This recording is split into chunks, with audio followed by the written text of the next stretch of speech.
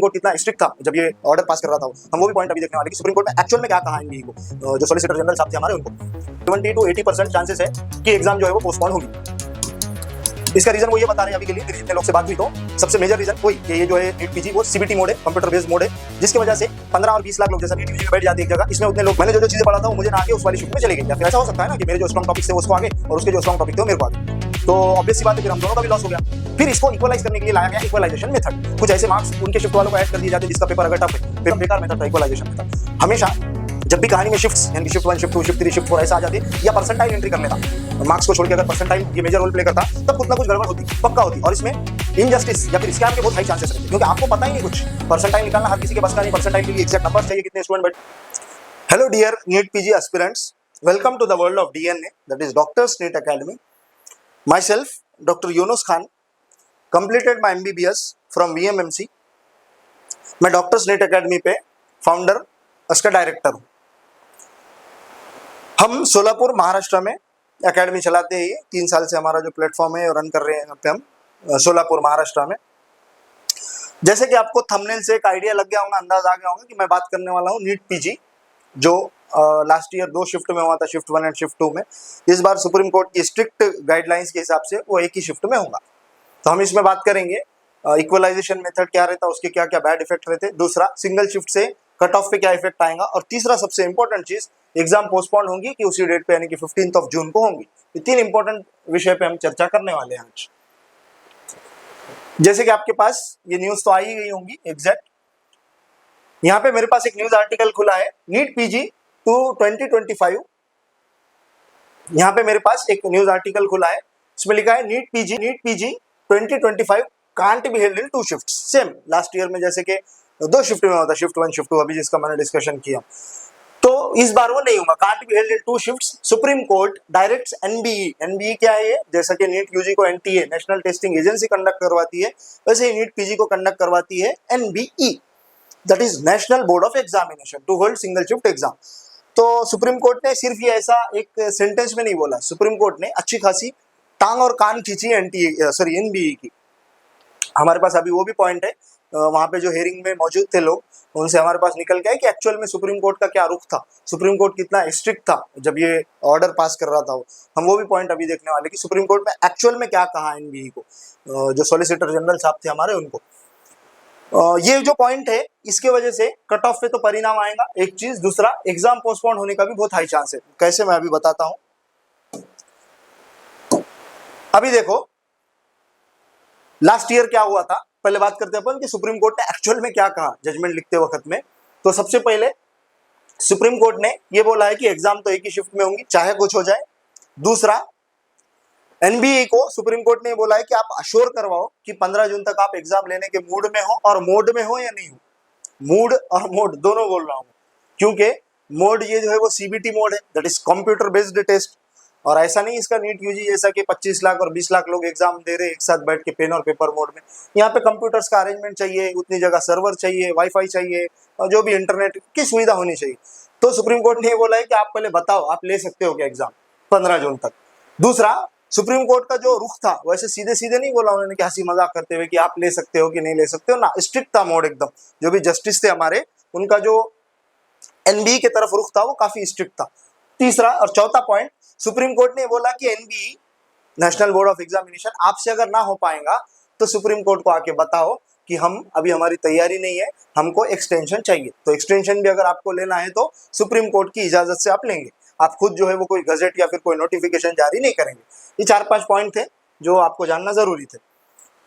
अब मैं बात करता हूं सबसे इंपॉर्टेंट चीज, इक्वलाइजेशन मेथड के क्या क्या डिसएडवांटेजेस है। देखो लास्ट ईयर क्या हुआ था, 2 शिफ्ट में एग्जाम हुई थी, शिफ्ट 1 शिफ्ट 2।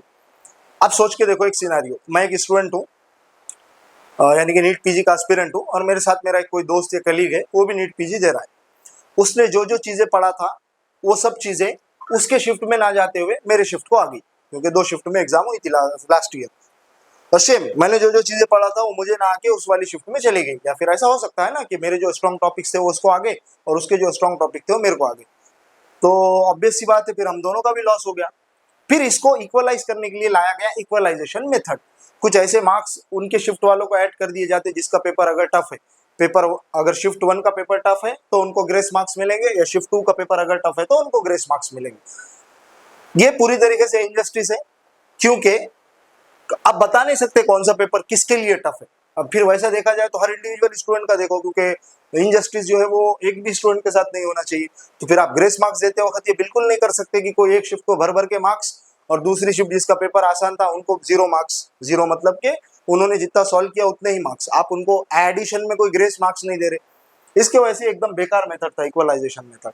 हमेशा जब भी कहानी में शिफ्ट्स यानी कि शिफ्ट 1, शिफ्ट 2, शिफ्ट 3, शिफ्ट 4 ऐसा आ जाती या परसेंटाइल एंट्री कर लेता, मार्क्स को छोड़ के अगर परसेंटाइल ये मेजर रोल प्ले करता, तब कुछ ना कुछ गड़बड़ होती, पक्का होती। और इसमें इनजस्टिस या फिर स्कैम के बहुत हाई चांसेस रहते, क्योंकि आपको पता ही नहीं कुछ। परसेंटाइल निकालना हर किसी के बस का नहीं, परसेंटाइल के लिए एग्जैक्ट नंबर्स चाहिए, कितने स्टूडेंट बैठे थे, हाईएस्ट मार्क्स कितने हैं, लोवेस्ट मार्क्स कितने हैं, इतने सब फैक्टर से परसेंटाइल निकल के आता। पक्की बात है जब इतना लंबा प्रोसेस है तो इसमें स्कैम्स और लूप होल्स के चांसेस बहुत हाई। ये हुआ था लास्ट ईयर 2024 में। तो इस बार इसको टालने के लिए सुप्रीम कोर्ट ने बोला कि मुझे नहीं पता, आप कुछ भी करो, एक शिफ्ट में एग्जाम करवाओ। सबसे इंपॉर्टेंट चीज और सबसे इंपॉर्टेंट डिस्कशन जो इस मूवमेंट पे करना बनता है, एनटीए हो, that is national testing agency जो नीट यूजी कंडक्ट करवाती, या फिर आपकी एनबीई हो, that is national board of examination जो नीट पीजी कंडक्ट करवा रही। हमारे देश का कुछ हाल ऐसा है, एक जब भी एनटीए का तो मैं नाम लेता हूँ हमारे नीट यूजी के स्टूडेंट्स के लिए, तो मेरे मुंह पे हंसी के साथ साथ एक शेर याद आता मुझे उर्दू का।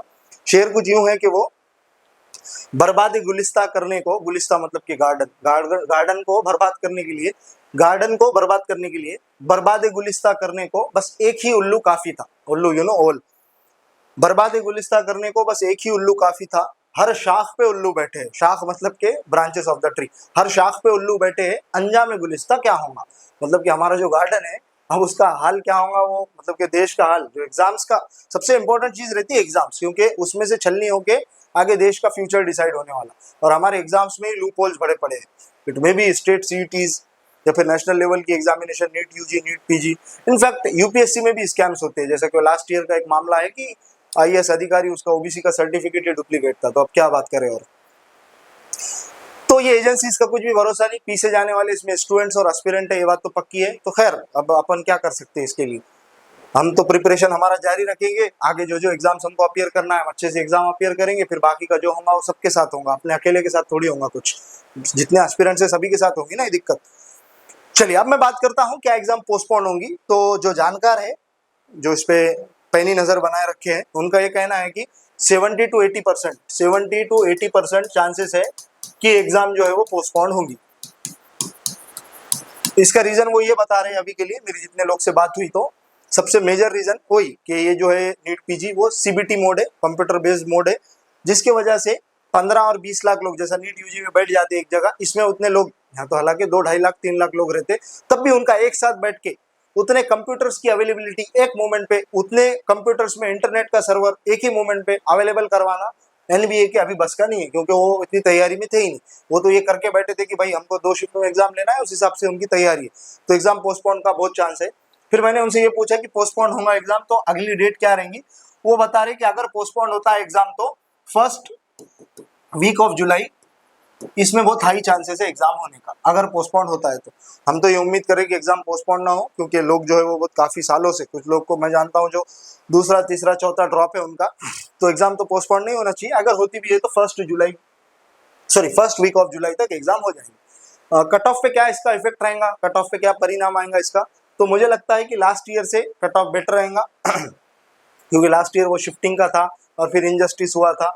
तो इस बार ऐसा कुछ नहीं होगा, इक्वलाइजेशन मेथड ही अगर कहानी में नहीं रहेगा तो ऑब्वियस सी बात है कट ऑफ अपने आप कंट्रोल में आएगा। चलिए फिर hope for the best and prepare for the worst, यही कर सकते हैं हम इस मोमेंट पे। तो आप आपकी पढ़ाई को कंटिन्यू कीजिए, आपको हमारे डीएनए एकेडमी की तरफ से ऑल दी वेरी बेस्ट। आप आपकी जो भी मनपसंद ब्रांचेस है, में भी MD general medicine, MS general surgery, और किसी किसी का ऑप्थेल्मोलॉजी, ईएनटी, रेडियोलॉजी, डर्मेटोलॉजी, जिसकी जो फील्ड है, हम ये ऊपर वाले से दुआ करते हैं कि आपको आपकी मनपसंद फील्ड जो है वो मिल जाए। और भी अगर कोई इंपॉर्टेंट अपडेट रहता है सुप्रीम कोर्ट्स या फिर एनबीए के बीच में अगर और कुछ होती है टसल, तो हम फिर वो वीडियो लेके भी आप तक आएंगे। चलिए, thank you, thanks a lot.